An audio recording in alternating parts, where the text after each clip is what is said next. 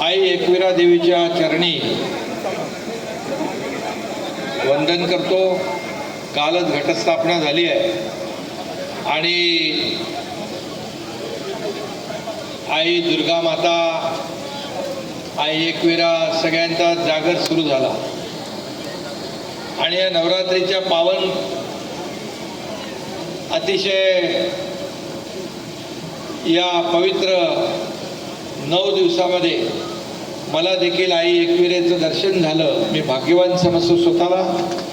खरं म्हणजे मी अनेक वेळा आई एकविरेला दर्शनाला आलो, परंतु आज या ठिकाणी मला आनंद यासाठी आहे की आई एकविरीच्या या देवस्थान, नगारखाना, इथल्या सोयीसुविधा यांचं भूमिपूजन मुख्यमंत्री म्हणून माझ्या हस्ते होतंय, याच्यापेक्षा मला दुसरा आनंद काही नाही। आणि म्हणून आज आपले श्रीरंगाप्पा बारणे आहेत, खासदार बाळामामा आहे, आपले अध्यक्ष फुलावळे आहेत, दीपक फुलावळे आहेत आणि मारुती देशमुख आहेत, सर्व मान्यवर। खरं म्हणजे आई एकविरेच्या दर्शनाला आम्ही अनेक वेळा आलो आणि खऱ्या अर्थाने आई एकविरा ही आदिशक्ती आहे, आदिभवानी आहे आणि माता पार्वती, यमाई, रेणुका यांचा अवतार म्हणून आपण एकविरा मातेची भक्तिभावाने पूजा करतो। कडेकपारीमध्ये बसलेली ही आई एकविरा आपल्या आगरी कोळी बांधवांची आहे ना रे बाबा, देवी आहे, आशीर्वाद आहे आणि आपल्या सगळ्यांनाच आहे। खरं म्हणजे आगरी कोळी बांधव राज्यभरातून इथे येत आहे आणि नवस करतात, नवस फेडतात आणि आता काय जातीपातीचं काय राहिलं नाही, सगळे समाजाचे लोक आई एकविरेचे भक्त झालेले आहेत। काय नवसाला पावणारे आई एकविरा म्हणून आता सगळीकडे आईचा उदो उदो होतोय आणि म्हणून मी आज आपल्या सगळ्यांना खूप खूप शुभेच्छा देतो। घटस्थापना काल झाली, सगळीकडेच नवरात्रीचा जागर सुरू आहे।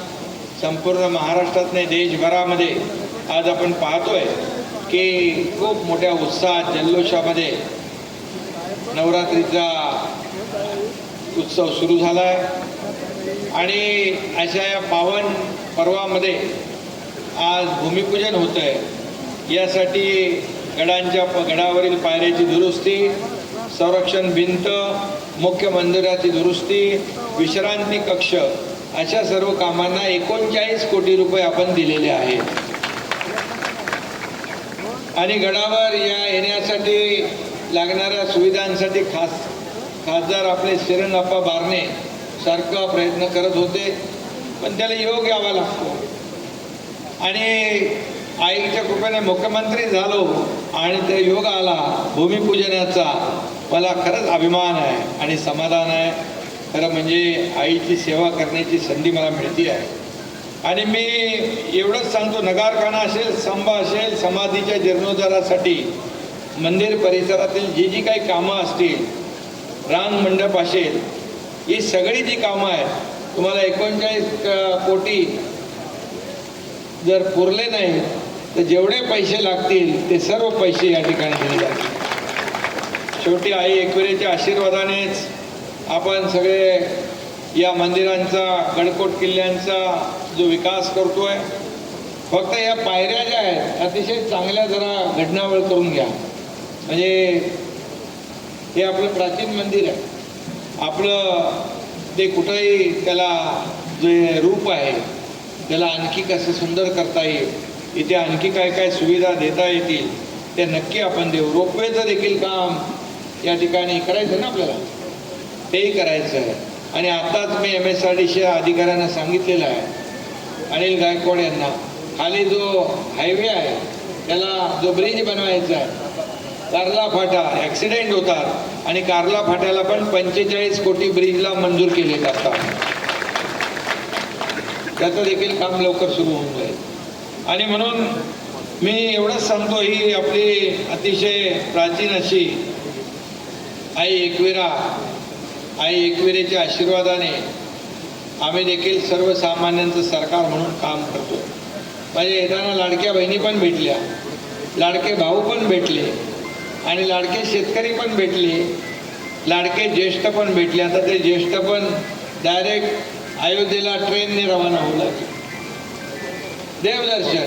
मुख्यमंत्री माझी लाडकी बहीण योजना आपण केली. मुख्यमंत्री लाडका भाऊ म्हणजे युवा प्रशिक्षण योजना आपण सुरू केली.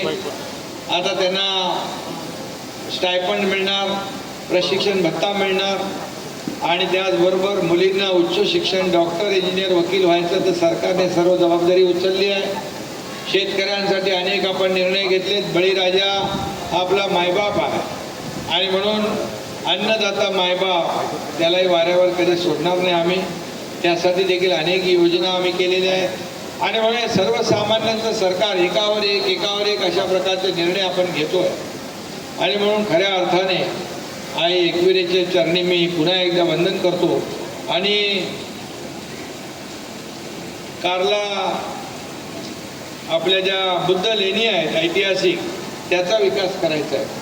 त्याला देखील आप्पा किती पैसे लागतील? 4-5 कोटी रुपये लागतील. काही प्रॉब्लेम नाही. तुमचं एकंदरीत इथे सगळ्या ज्या काही सोयीसुविधा आपल्याला पाहिजेत त्याचा आता जो 39 कोटीचा आराखडा बनला आहे त्याच्यात आणखी काय काय लागतंय ते एकदा तुम्ही आराखडा तयार करा. त्याला मी तात्काळ मान्यता द्यायला लावतो आणि ते देखील आपण या ठिकाणी करू. कारण एकदा आपण निर्णय घेतला की निर्णय घेतला. आणि म्हणून या ठिकाणी मी आपल्याला एवढंच सांगतो, आई एकविरेच्या आशीर्वादाने हा एकनाथ शिंदेसारखा सर्वसामान्य कार्यकर्ता, एका शेतकऱ्याचा, सर्वसामान्य कुटुंबातला मुलगा या राज्याचा मुख्यमंत्री होऊ शकला. आणि म्हणूनच मला अभिमान आहे की या ठिकाणी योगायोग, मगाशी म्हटलं मी, अनेक लोक आले गेले, दर्शन घेतलं, पण शेवटी योग लागतो. तो योग आजचा होता. हा एकनाथ शिंदेच्या हातून या आई एकविरेची सेवा पूजा होणार होती, ती माझ्या हस्ते या ठिकाणी भूमिपूजन होतंय. मी स्वतःला भाग्यवान समजतो. आप्पांना धन्यवाद देतो कारण ते मागे माझ्या लागून ते म्हणाले इकडं आपल्याला भूमिपूजनाला यायचं आहे, दर्शनाला यायचं आहे आणि नवरात्रचा काळ सुरू आहे आणि त्यामुळे याच्यापेक्षा चांगला दिवस काय असू शकतो. आणि म्हणून जे काय आम्ही आहोत आई एकविरेच्या पुण्याईने, आशीर्वादाने, ईश्वर कृपेने, सगळ्यांचा थोरा मोठ्यांचा आशीर्वाद आहे आणि सगळ्यांच्या आशीर्वादानेच अशा प्रकारचा 1-2 वर्षामध्ये जी काही कामं आम्ही केली, एकीकडे मोठे प्रकल्प आणले, उद्योग प्रकल्प उभारले, उद्योग आणले आणि दुसरीकडे कल्याणकारी योजना केल्या. आणि म्हणून हे करण्याचं भाग्य माझ्यासारख्या सर्वसामान्य कार्यकर्त्याला लाभलं, हेच मी माझं भाग्य समजतो. आणि म्हणून आई एकविरेसाठी काही कमी पडणार नाही. सरकार इथं सेवा करताना हात आखडता घेणार नाही. हे देणारं सरकार आहे, भरभरून देणारं आहे. कारण भरभरून आई आम्हाला आशीर्वाद देते, त्यामुळे इथं काही कमी पडणार नाही याची खात्री आपल्याला देतो. पुन्हा एकदा सगळ्यांना मनापासून धन्यवाद देतो, मनापासून आपल्या सर्व भक्तांना शुभेच्छा देतो आणि आई एकविरेला पुन्हा एकदा वंदन करतो. धन्यवाद. जय हिंद, जय महाराष्ट्र.